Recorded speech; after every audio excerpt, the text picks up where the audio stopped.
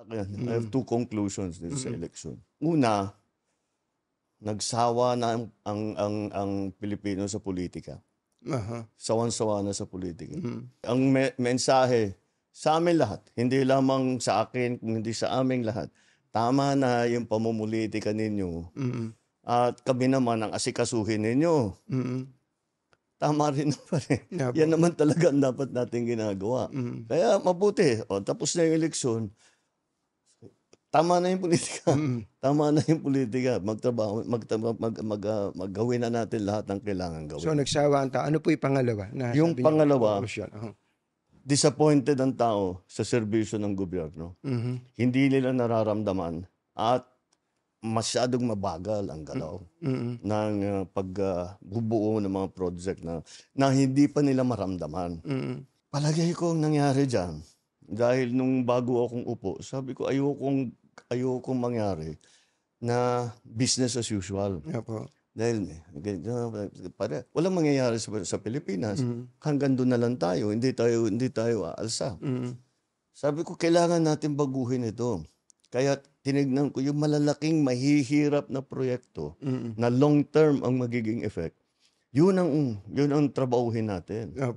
So tinatrabaho namin. Kaya ang lalaki, yung mga project na ginawa namin priority, yung mga tourism, yung mga health, yung mga puro malalaking proyekto. Ang problema sa malalaking proyekto, transportation. Medyo matagal eh. Matagal talaga. Kahit na super efficient, walang problema, tama, hindi nagka-problema. Matagal talaga yan. Isipin mo, yung subway, huhukayin mo yung para makadaan yung tren. Matagal yun, matatapos yan. Tapos na ako, matagal na akong tapos. Pero sabi ko, kailangan magagawa natin ito. Kasi kung hindi natin gawin, paano na, hanggang dito na lang tayo. Kailangan gumawa tayo ng bago. Ang nasa isip ko, may magandang kasabihan, if not us, who? If not now, when? Kailangan gawin na natin. Ngunit, ito talagang na-realize ko, na hindi natin nabigyan ng sapat ng atensyon yung mas maliit na bagay. Yung para maging masagbaginhawa ang pang-araw-araw ng buhay ng tao. Yung pila sa tren, yung traffic, yung mga ganyang klase, para naman mas maginhawa ang buhay ng tao. Kasi iniisip ko, hindi, pag pinaganda natin yan, gaganda rin. Anong gagawin natin ngayon habang inaantay immediate, na? Anong gagawin natin ngayon?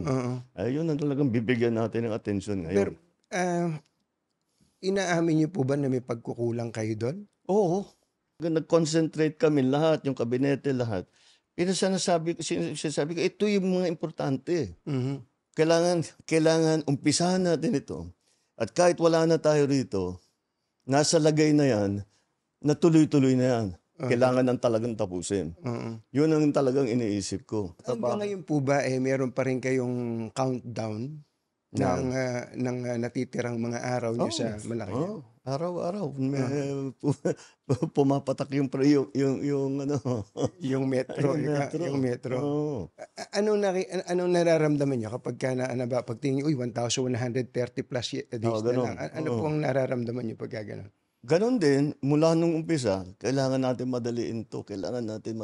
Ba't ang bagal? Ba't wala pa? Bakit hindi pa magawa?